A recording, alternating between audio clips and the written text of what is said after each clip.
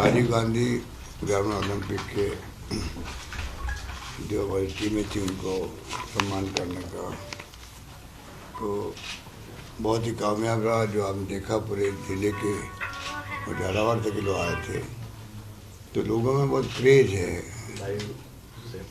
खिलाड़ियों के प्रति। और सरकार की मंशा ये है कि ओलंपिक होते हैं तो हमारे कोई मेडल आते ही नहीं है।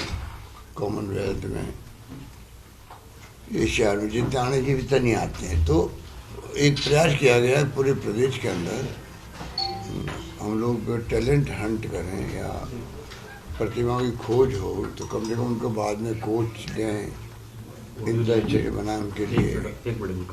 और ऐसी स्थिति कर रहे हैं उनमें से खिलाड़ी निकले आ गए। तो मुझे उम्मीद है कि एक नया जो प्रयोग शुरू हुआ बहुत कामयाब होगा। अभी तक तो कामयाब बहुत हुआ है, प्रदेशवासियों ने सबका सहयोग किया और अब हर साल होंगे मैच। तो उससे क्या है, सर्टिफिकेट प्रतिभा निकलेगी और राजस्थान का नाम भी खेलों में पीछे नहीं रहेगा देश के अंदर, ये सोच के। और कल मैंने बताया आपको कि उनके अवार्ड, आउट ऑफ टर्न नौकरी, ये सब कुछ मतलब हमने उनको सुविधा दी है। उनका प्राइज बढ़ा, जो इनाम देते हैं उनको 3 crore gold, 2 crore silver, 1 crore bronze. तो तमाम तरह के फैसले हुए, वो खिलाड़ियों में उत्साह का संचार हुआ है, ये मैं कह सकता हूँ। तो एक तो ये मुख्य बात थी। और बाकी जो है सरकार जो फैसले कर रही है इस बार एक के बाद एक, वो आप सबके जहन में है।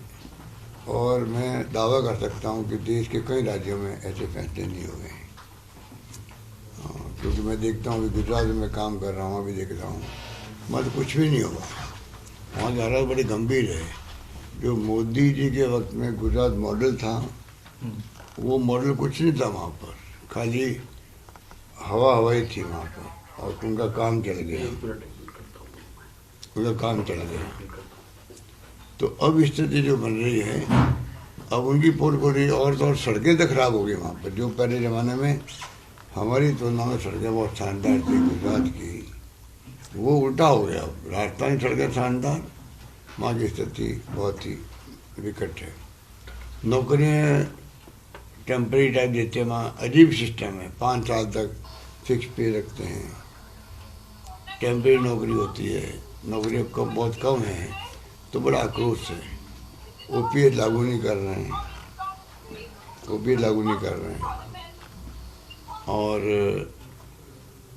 और कुछ सुविधाएं जो हमने क्या किया यहाँ पे, ओपीएस के साथ में आरजीएस लागू किया। हर व्यक्ति नहीं समझ सकता। जो सीजीएसएस की स्कीम भारत सरकार की है केंद्रीय कर्मचारियों के लिए, हमने वो स्कीम लागू की है यहाँ के लिए, पेंशनर्स के लिए। अब उनको डायरी वायरी भरना, लिमिटेड नहीं, 10-20 हज़ार की दवाई नहीं है, वो पूरा इलाज अपना परिवार का हिंदुस्तान में कहीं कर सकता है।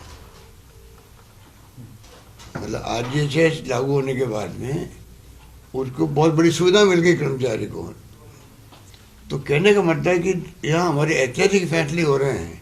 ओपीएस ऐतिहासिक, और इतना झूठ बोलते हैं लोग। मध्य प्रदेश कल सरकार बोली है, पहले हिमाचल वाला बोला, इतने घबराए हुए लोग हैं, इनको झूठ बोलने में शर्म नहीं आती है कि ये ओपीएस लागू हुई नहीं है, खाली घोषणा हुई है। हमारे यहाँ तो उसका लाभ मैंने लग गया। राजस्थान के अंदर तो 100 कर्मचारी ऐसे हैं जो कि बाद में भर्ती हुए थे या उनकी एज ज़्यादा होगी, उसके बाद रिटायर भी हो गए वो लोग, और उनको लाभ मिल भी गया है। हमारे यहाँ जो पैदा करता बंद हो गया है। तो कहने वाले इतनी झूठ बोलने की इनकी तो लिमिट है। ये माहौल बनाता है, हमें बार बार खंडन करना पड़ता है। बीजेपी राज्य झूठ बोलने लग गए, इसलिए अपने वहाँ पर कर्मचारियों का आक्रोश थमे कैसे। बहुत भयंकर कर्मचारियों, पूरे देश के कर्मचारियों में बहुत भयंकर गुस्सा है इस बात को लेके, केंद्र के प्रति भी, राज्यों के प्रति भी, जहाँ नहीं हो रहा है। अभी पंजाब ने किया है, छत्तीसगढ़ ने किया है, और इनको करना ही पड़ेगा सब। हमने वादा किया गुजरात के लिए कि गुजरात में सरकार हमारी बनेगी तो हम ओपीएस लागू करेंगे। ये मानवीय दृष्टिकोण है। 35 साल के थे जिंदगी के, जो बूढ़ा आदमी होते देखे पता नहीं मुझे पेंशन कितनी मिलेगी। और शेयर मार्केट लिंक कर दिया पेंशन को। और शेयर मार्केट तो आप जानते हो क्या होता है, अप एंड डाउन चलता रहता है। ये तमाम बातें जो मैं समझता हूँ कि इनको आने वाले वक्त में खुद को एहसास हो जाएगा कि बहुत भारी ब्लंडर कर रहे लोग। प्रधानमंत्री जी मैंने मांग करी है चिरंजीवी योजना के लिए, अभी मानगढ़ के अंदर वहाँ मैंने कहा आप इसको एग्जाम में करवाओ। सोशल सिक्योरिटी है, राइट टू हेल्थ है, ये सबको मतलब कम से कम एक जिंदगी में 5 लाख 25 लाख के बिल बनते हैं, आप जानते हो प्राइवेट में। किडनी ट्रांसप्लांट करानी हो या किसी का हार्ट ट्रांसप्लांट करना हो या किसी का लीवर ट्रांसप्लांट करना हो तो वो कल्पना नहीं कर सकता। अच्छे परिवार के लोग जो आते हैं मरीज के साथ में, मालूम पड़ता है इनका लीवर ट्रांसप्लांट होना है और 25 लाख खर्च हो, तो आधे लोग चले जाते हैं, रिश्तेदार भी, क्योंकि पैसा कहाँ से लावे। अब हमने कर दिया कि 10 लाख की बीमा के अलावा भी अगर हार्ट ट्रांसप्लांट है या किडनी ट्रांसप्लांट है या लीवर ट्रांसप्लांट है, अगर किसी परिवार में आफत आ गई वो पैसा भी सरकार देगी। अब इससे ज़्यादा क्या हो सकता है? हिंदुस्तान में, दुनिया के किसी मुल्क में नहीं होगा ये। ओबामा केयर एक शुरू हुई थी स्कीम एक बार अमेरिका के अंदर, वही मैंने चुनाव बाद में वो विड्रॉ करना पड़ा उनको। तो हमारी तो केंद्र सरकार को उल्टा हौसला नहीं करनी चाहिए कि राजस्थान सरकार ने एक नया कदम उठाया है और उसको मैं एग्जामिन करके उसको लागू करना चाहिए देश के अंदर। तो कहने मुझे ऐसी कई योजनाएं हैं हमारी जो पूरे देश में लागू होने लायक है। तो मैं कहना चाहूँगा हमारा ध्येय है सोशल सिक्योरिटी। 1 करोड़ लोगों को पेंशन दे रहे राजस्थान के अंदर। पेंशन भारत सरकार को चाहिए, आपके 25-30 साल पहले नॉर्म्स हैं पेंशन देने के, 200 रुपये 300 रुपये कोई हो सकता है, 200-300 रुपये क्या हो सकता है। तो उनको चाहिए कि CSS स्कीम की तरह ही, हालांकि CSS में इन्होंने पहले 90-10, 80-20, 60-40 था रेशियो, वो बराबर कर दिया केंद्र के साथ, केंद्र के राज्यों के साथ में। वही उससे बहुत बड़ा नुकसान हो गया राज्यों को। अब मैं कह रहा हूँ कि वो तो कर दिया, वो कर दिया आपने, आप मानने वाले नहीं हो हमारी बात, पहले वाले लाने वाले नहीं हो, हम जानते हैं आपको। पर कम से कम आप जो ये पेंशन दे रही राज्य सरकार दे रही है पूरे देश के अंदर, उसमें आप CSS की तरह करो, आधा पैसा केंद्र दे आधा पैसा राज्य दे। आज पेंशन 1,500 मिलती है लोगों को, जिनको 750 मिलती है, डबल से अधिक हो जाएगा। अरे क्या होता है अब 750 रुपये से 1,000 रुपये से? ये तो सम्मान है बूढ़े लोगों का और विधवाओं का, और भाई चलो गवर्नमेंट इनका थोड़ा ध्यान रख रही, थोड़ा बहुत काम चलता उनका, परिवार में मान सम्मान बढ़ता उनका। भाई चलो कम से कम दादा दादी है तो पोता पोती आगे भी फिरते रहते हैं कि भाई दादा दादी को खुश रखेंगे तो 5-10 रुपये में इनाम के मिलेंगे। बहू में भी जो है, बहू से बाबा पैरा मांगना नहीं पड़ता है बूढ़े लोगों को। उनकी बहन समाज में क्या कहता है, आप हड़ौती के अंदर कोई बेटी आती है ससुराल से, बेटी के बेटे बेटी आते हैं तो दादा नाना नानी चाहते भाई मैं कुछ पैसा दूँ मेरी बेटी को या नाती को, पैसा होते नहीं क्या दे, बहू से मांगते, बहू के बार मुँह चढ़ा लेती है। बात छोटी सी है परंतु ये मायने रखती है कि दादा दादी के पास पैसा है तो 100 का नोट पकड़ा देगी अपनी बेटी को, 10-20 रुपये दे देगी नाती को। तो ये छोटी बातें हैं, इसका एक कॉन्फिडेंस बढ़ गया, 1 करोड़ हम पेंशन दे रहे हैं। ऐसी कई स्कीम हमारी है। बिजली के बिल हमने 1,000 रुपये किसान को देने लग गए, 8 लाख किसानों के बिल 0 आ रहे हैं। अब 50 यूनिट हमने ख़त्म कर दिया, निःशुल्क कर दिया, और 300 यूनिट तक दाम कम कर दिए, रेट कम कर दी। 45 लाख ऐसे उपभोक्ता है राजस्थान में जिनके 0 बिल आने लग गया। ये सब सोशल सिक्योरिटी है। महंगाई बहुत भयंकर है, इसलिए सोशल सिक्योरिटी का ज़माना आ गया है। केंद्र को चाहिए, पूरे देशवासियों को, दुनिया के मुल्कों में है, कोई भी परिवार वहाँ पर तकलीफ में नहीं है। जैसी जैसी हैसियत है उनको वीकली पैसा मिलता है, जिससे कि ज़िंदगी गुजर आराम से कर सके। पैसा वही लेगा वीकली जिनको वास्तव में तकलीफ है जिंदा रहने की, परिवार चलाने, वो तो लेगा। पैसे वाले थोड़ी आके वहाँ एप्लीकेशन देंगे वहाँ पे। तो ये टाइम आ गया, 21st सेंचुरी में चल रहे हैं। ये राजीव गांधी के कारण ये मोबाइल और इंटरनेट की सेवाएँ आ गई, कंप्यूटर आ गए, तो आज आप लोगों को कुछ जानकारी मिलने लग गई। हम विज्ञापन क्यों देते हैं? आज पंजाब और कई राज्य सरकार, केजरीवाल जी, यूपी भरमार विज्ञापन की पूरे हिंदुस्तान में जाती है। हमने भी 2-4 विज्ञापन 5 विज्ञापन दे दिए। हमारे में उन्हें फर्क है, वो तो खाली एक स्कीम का प्रचार करते हैं। हम वो देते विज्ञापन जिससे कि पूरे हिंदुस्तान के अंदर लोग वहाँ पढ़े, अपनी सरकारों पर दबाव बनाए। ये डेमोक्रेसी का कायदा होता है। हमारे विज्ञापन पढ़ कर ये कहेगा वो कोई आप क्यों नहीं ये चेंज योजना लाते हो हमारे यहाँ पर, आप क्यों नहीं ये स्टेट गवर्नमेंट ने जो स्कीम बनाई है, हमने सब स्कीमों को विज्ञापन दिया अभी 3 दिन पहले। उनसे दबाव पड़ेगा उन राज्य सरकारों पर, तो वहाँ के आम लोगों को फायदा मिलेगा, इसलिए हम लोग प्रयोग कर रहे विज्ञापन देते हैं। तो मेरा मतलब कहने का था, अभी हमने बड़े बड़े फैसले किए। 3 लाख से अधिक नौकरी देना किसे कहते हैं? अब लाखों लोग नौकरी के लिए आते हैं, सबको दे नहीं सकते सरकार। 3 लाख देंगे तो जिनको नहीं मिलेगी वो कहेंगे पूरी नौकरी नहीं मिली। पर कम से कम आज एक स्टेट गवर्नमेंट ऐसी है देश के अंदर 1,30,000 नौकरी दे चुकी है। 1 लाख लगभग 25,000 नौकरी चल रही, इंटरव्यू चल रहे हैं, उनके एग्जाम चल रहे हैं, और 1 लाख मैंने घोषणा कर रखी। इतनी बड़ी तादाद में हम लोग नौकरियां दे रहे हैं। पेपर लीक हुए, 22 पेपर लीक हो गए गुजरात के अंदर। हमने पेपर लीक हुआ, जेल भेज दिया। किसी राज्य में शायद कोई जेल में नहीं गया होगा, खाली केस दर्ज होते हैं, जांचें होती है। आर्मी तक में पेपर लीक हो जाते हैं। हाईकोर्ट के जो एग्जाम होते हैं उसमें पेपर लीक हो जाते हैं। और आप देखते हो अभी भी हड़ताल हो रही थी वकीलों की। कहने का मतलब ये काम बहुत बड़ा ना, आजकल लोगों में इतना फ्रस्ट्रेशन है, नई पीढ़ी को नौकरी मिल नहीं रही है, महंगाई का जमाना है। तो ये काम करने वाले कौन है? कोई बाहर थोड़ी आते लोग, हमारे लोग हैं जो गैंग बना लेते हैं। ये जो एंटी सोशल एलिमेंट कहलाते हैं आज के ज़माने के अंदर, चाहे वो कोई घटना दुर्घटना करते हैं, गुंडागर्दी करते हैं या लूट मार करते हैं, कौन लोग हैं ये? नए नए लड़के, यंग लड़के करने लग गए। तो ये हालात जो है उसको मैं समझता हूँ केंद्र को भी समझना चाहिए किस प्रकार से वो आगे आए।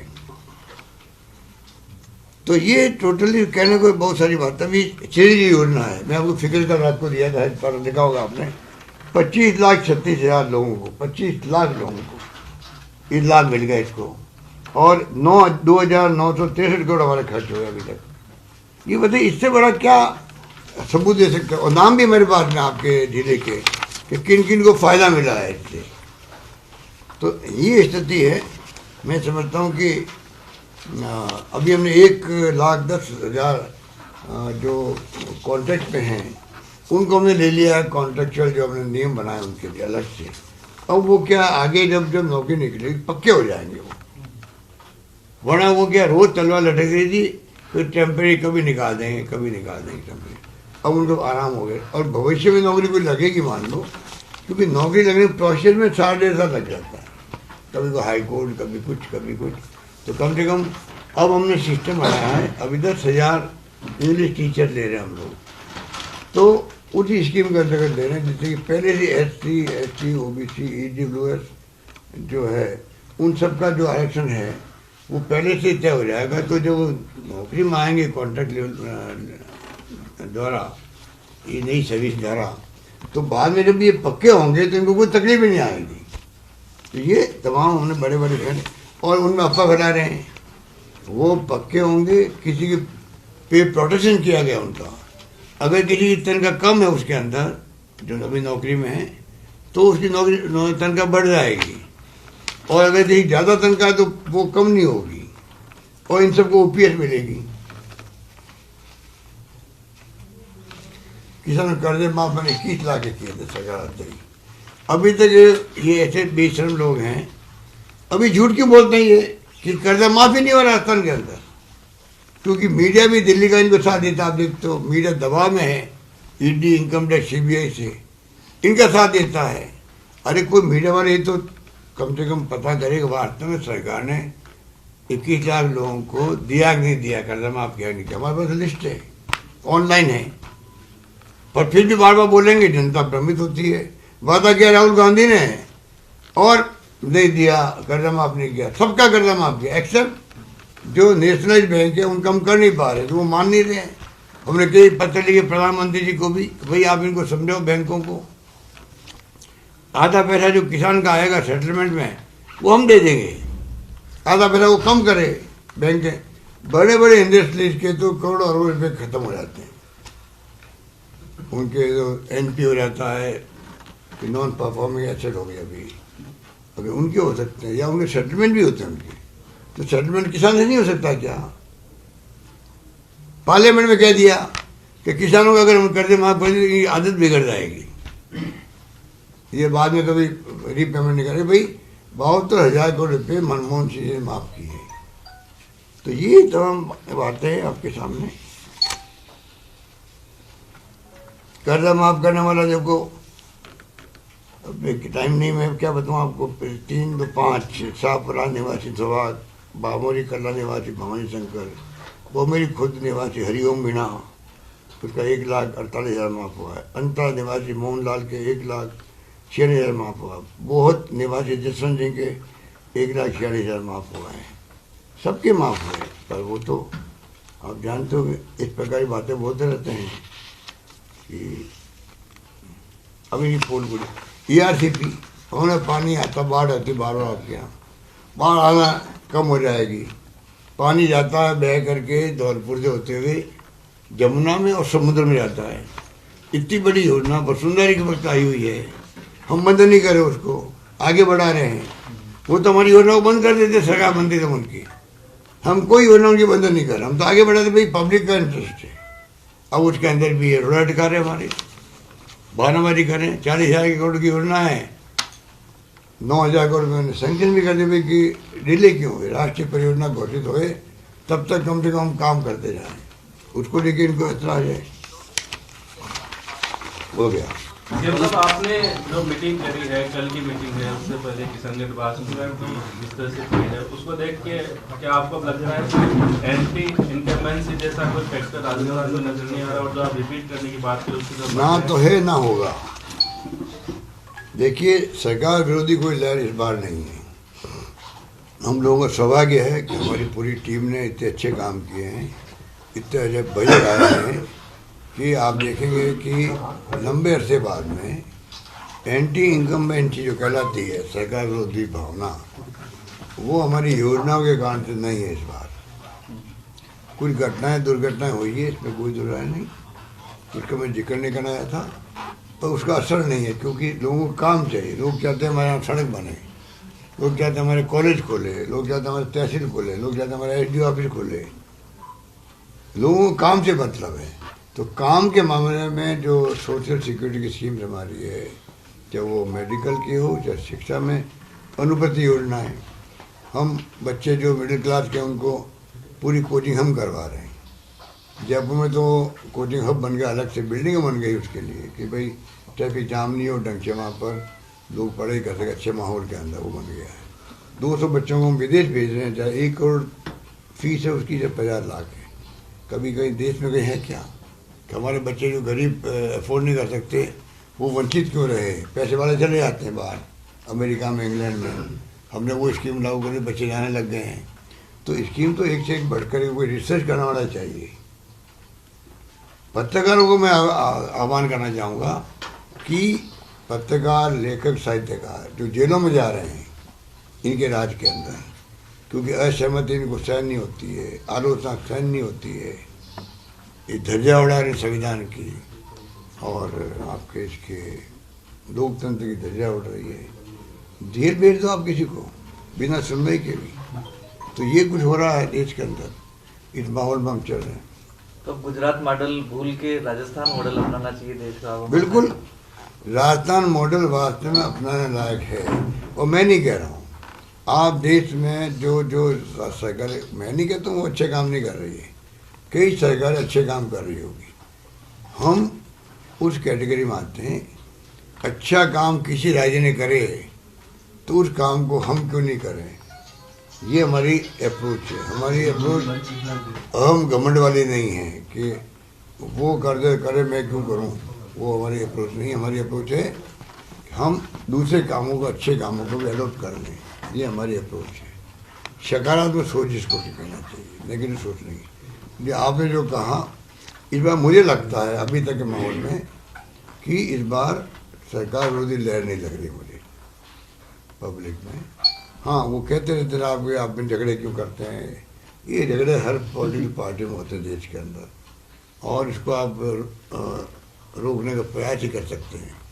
हम चाहेंगे कि अगर पब्लिक के लिए हमने कुछ काम किया है, अगर किया है और पब्लिक मानती है कि हाँ हमारे लिए ऐसी स्कीम हमारी पहले कभी नहीं आई, तो हम चाहेंगे पब्लिक वापस हमें रिपीट करे इस बार, जिससे कि हम अगली बार और अच्छा वित्तीय प्रबंधन के साथ में ऐसी स्कीम ला सकें जो कि लोग कल्पना नहीं करते थे। ओपीएस लेके आए, किसी ने मांग की थी क्या? कर्मचारी ने मांग भी नहीं करी, उनको उम्मीद नहीं थी कि ओपीएस भी कभी वापस आ सकता है क्या।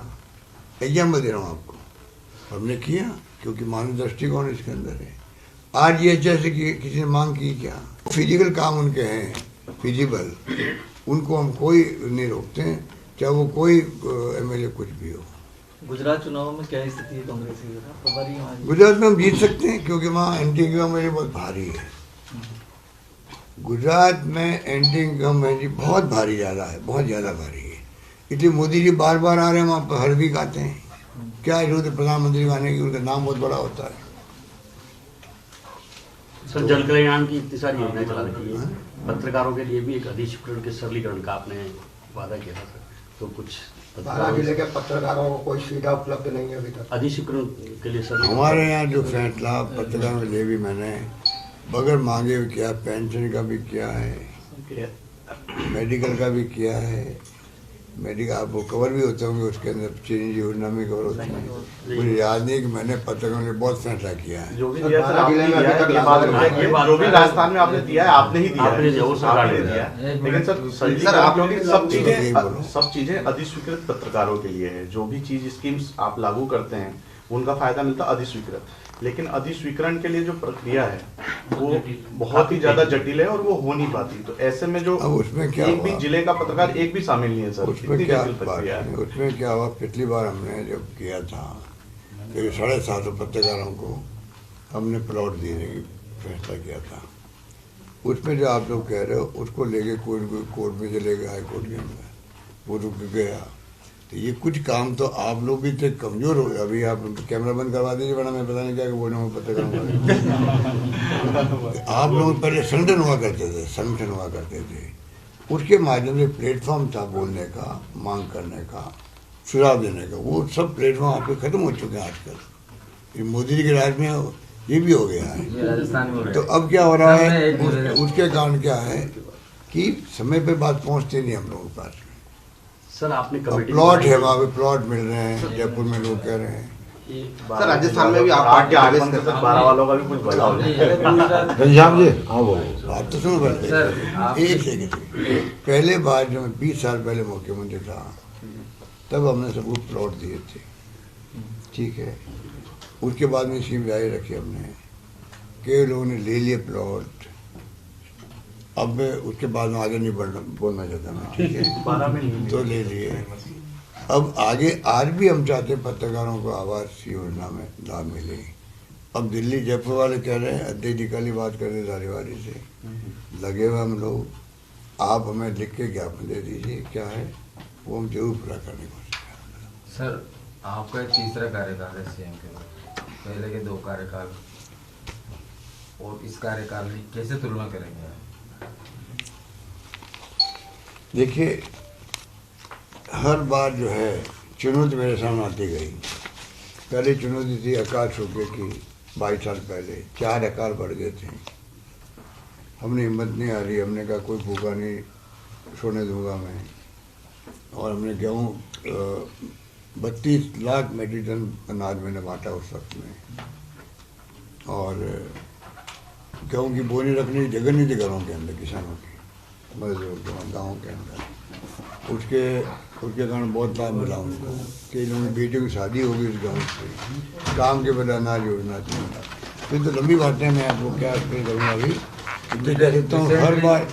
हर बार जो हमने पिछली बार दवाई फ्री कर दी थी, टेस्ट फ्री कर दी थी, और कई स्कीम लेके आए थे सेकेंड टर्म के अंदर।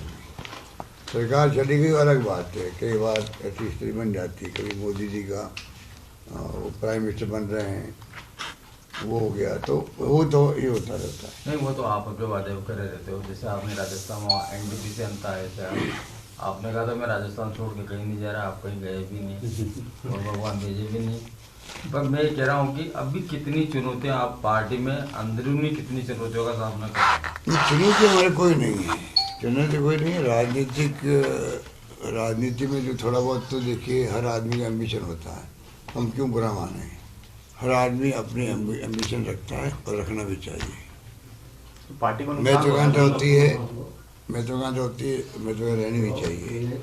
थोड़ा बस उसकी अप्रोच जो है, अप्रोच का अलग अलग फ़र्क होता है। इसलिए मैं नहीं चाहता कि कोई बात मैं यहाँ पे कोई बात बोलूँ। खाली यही है कि हम सब मिलके इस बार अगला चुनाव जीतें, और ये पब्लिक इंटरेस्ट राजस्थान के लिए भी जरूरी है, देश के लिए भी जरूरी है। कांग्रेस देश में मजबूत पार्टी के रूप में रहे, राष्ट्रीय पार्टी एकमात्र है।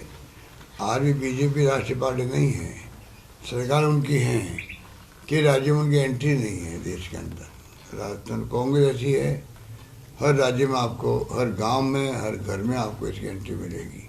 तो रात और दिन का फर्क दोनों पार्टियों के अंदर है। इसलिए हम चाहेंगे कांग्रेस मजबूत होने के लिए गुजरात के बाद में राजस्थान जीते हम, तो आगे हमें और आसान हो जाएगी जीतने के लिए। और इनको झटका लगेगा बीजेपी और एनडीए गवर्नमेंट को, तो इनका ध्यान जाएगा अर्थव्यवस्था पर जो आज तहस नहस हो रही है। इनका ध्यान जाएगा अपना इसमें महंगाई पर जाएगा ध्यान, इनका ध्यान जाएगा बेरोजगारी पे जाएगा, तो भला देश का होगा। तो लोकतंत्र में फैसले जब सरकार के लिए करती है, पब्लिक करती है, उसका लाभ पूरे समाज को मिलता है। सर, आप पार्टी भी एक्टिव हो रही है, जिस तरह गुजरात में चुनाव लड़ रहे हैं, सर राजस्थान में भी चुनाव लड़ने वाले आप पार्टी, आम आदमी पार्टी की बात। उसकी हम चिंता क्यों करें? ये बात झूठे लोग हैं भी, ये तो झूठों बादशाह हैं। विज्ञापन दे रहे हैं आप लोगों को, पैकेज दे रहे हैं मीडिया को, पैकेज के इनके विज्ञापन आ रहे हैं भयंकर देश भर में। और मैं मुल्क को 1 नंबर 1 बनाऊंगा देश को। और भाई तुम पहले तो घर तो संभाल ले। वो पंजाब जो है वो तो अभी सरकार बने हुए 6 महीने नहीं हुए, हालत ख़राब हो रही पंजाब के अंदर। दिल्ली में झूठ बोल के काम चला रहा आदमी, तो थोड़ी बहुत स्कूल है, अस्पताल हर सरकारें करती है। हमने भी किया, इंग्लिश स्कूल खोल दिए जब हमारे शिक्षा मंत्री जाती थी, तब शानदार चल रही वो। हाँ, अब इतनी शानदार चल रही है, प्रयोग हुआ है, लोगों में क्रेज है, गांव वालों ने एक्सेप्ट किया उस कंसेप्ट को, तो गांव में उत्साह है। अब कोई हमें कहेगा एक साथ बिल्डिंग सब बहुत शानदार बन जाए, कैसे बन सकती है? टाइम लगेगा। स्कीम सक्सेस हो रही है उसमें लगता है। आप ऐसा और आप बना रहे हो, मैं देश को 1 नंबर 1 बनाना चाहता हूँ। और भाई तू है क्या जो बनाना चाहता है? अभी आप धीरे धीरे आगे बढ़ना चाहते हो, बढ़ो, कोई बात नहीं। आपकी पार्टी को पता नहीं देश के अंदर, पर देशवासियों को गुमराह करने में आप बताइए केजरीवाल जी का मुकाबला है क्या? मैं भारत को नंबर 1 बनाना चाहता हूँ। भाई बनाना तुम बाद में, पर तेरा जहाँ तो बिछा ले कम से कम। कोई पार्टी का पता नहीं, इतना पता नहीं। और आप मीडिया के माध्यम से छाए रहते हो, और मीडिया ठोकरा उनको मत, जो चाहता है छाप देता है, जो चाहता दिखा देता है। आगामी चुनाव सर, आगामी चुनाव किस मुद्दे पे लड़े जाएंगे? आगामी चुनाव किस बड़े मुद्दे पे लड़े जाएंगे? हमारी परफॉर्मेंस पे, जो हमने परफॉर्म किया, सरकार जो स्कीम लेके आए हैं, जो सोशल सिक्योरिटी है, ये तमाम मुद्दे हमारे पॉजिटिव होंगे, सकारात्मक होंगे और गुड गवर्नेंस के होंगे। गुड गवर्नेंस पे इलेक्शन लड़ा जाएगा। और आप देखिए आज जो छापे पड़ रहे राजस्थान में एसीबी के, करप्शन तो देश भर में हर राज्यों में है, एक से बढ़ के एक है। कर्नाटक में कहते 40% क्या कोई नाम दिया हुआ है, 40% की सरकार, 40% सरकार। गुजरात में 40% 35% की सरकार कहलाती है। आज राजस्थान में इतने छापे डाले गए एसीबी द्वारा, हिंदुस्तान में कहीं नहीं डाले गए। तो अब क्या कहते हैं, अब कि राजस्थान करप्शन बहुत ज़्यादा है। और फिर छापे पड़े एक तो, और छापों की खबरें आई अखबारों के अंदर, तो उससे करप्शन ज़्यादा हो गया। ये कोई नहीं कहता भाई यहाँ करप्शन रोकने का प्रयास किया गया है, ये नहीं कहेंगे। अखबार वाले भी लिखेंगे, आर्टिकल लिखेंगे साहब की करप्शन बहुत ज़्यादा है। अरे करप्शन जहाँ है जाके देखो, वहाँ पर जहाँ है, तो वहाँ कोई एसीबी का काम ही नहीं है। एसीबी वाले कोई वहाँ पे एक्शन कर नहीं रहे, हमारे यहाँ कर रहे हैं, और उल्टा हमारे ऊपर आरोप लगाते हैं। आर्टिकल लिख देते हैं बाबा आप डोटासरा के साथ आए सर, तो राहुल जी के दौरे से कोई कंसर्न चाहिए? राहुल जी का दौरा है, आपकी राहुल जी का दौरा जो चल रहा है, भारत जोड़ो यात्रा, भारत जोड़ो यात्रा की तैयारी देखिए शुरू कर दी है। आजकल में टीम जा रही है पूरे रूट के अंदर, जहाँ पर कंधे के पर्यवेक्षक भी आए हैं। तो मैं उम्मीद करता हूँ कि ये यात्रा जो है राजस्थान में बहुत शानदार तरीके से निकलेगी, जिससे कि जो केरल में और तमिलनाडु में, आंध्र में, कर्नाटक में, अब महाराष्ट्र में कुछ सही है 5 तारीख से, तो मैं उम्मीद करता हूँ राजस्थान में बहुत शानदार स्वागत भी एक होगा। बात और है, नरेंद्र मोदी जी आपकी तारीफ कर देते हैं तो उसको लेकर बहुत भ्रांतियां फैलाई जाती है। एक बार बताओ कि कोई उन्होंने तारीफ क्या की, उन्होंने कोई तथ्य रखे, उन्होंने कोई मेरी परफॉर्मेंस की बात तो नहीं करी। अगर तारीफ तो मैं तब मानता है जब वो मेरी बातें मान लेते, 3 बातें मान लेते हैं। नंबर 1, राष्ट्रीय परियोजना, राष्ट्रीय उसको स्मारक घोषित करते हैं, मांग करते हैं। नंबर 2, रेलवे का प्रोजेक्ट वहाँ पर है अटका हुआ, जो रतलाम से डूंगरपुर आया बांसवाड़ा, हमने 250 करोड़ रुपये दे दिए पहले, 50 करोड़ का हमने का वादा किया था हमने, वो स्कीम उन्होंने बंद कर दी। तो जो बात जो मैंने उनको याद दिलाया, और तीसरा मेरा ये हेल्थ की स्कीम श्रीजी योजना, मैंने कहा प्रधानमंत्री इसको आप एग्जामिन करो और इसको लागू पूरे देश में करो।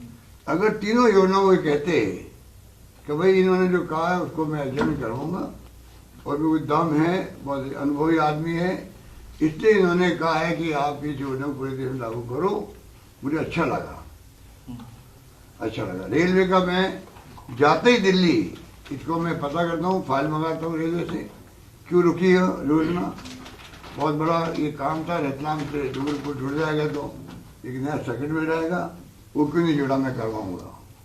और राष्ट्रीय स्मारक घोषित करने की घोषणा करता हूँ, तब मानता मैं वो मेरी तारीफ कर रहे हैं। वो कह रहे हैं हमारी जमात थी जब मुख्यमंत्रियों की, हम साथ थे, तब ये सब सीनियर थे, आज यहाँ बैठे हुए मुख्यमंत्री उनमें सब सीनियरी है, ये तथ्य बताया उन्होंने। इसके अलावा मैं तो वही आपने भी तो तारीफ करी, मैं तो वही माना नहीं इसको। नहीं, आपने भी तारीफ डोटासरा जी प्रदेश अध्यक्ष हैं, 2 शब्द कुछ आप।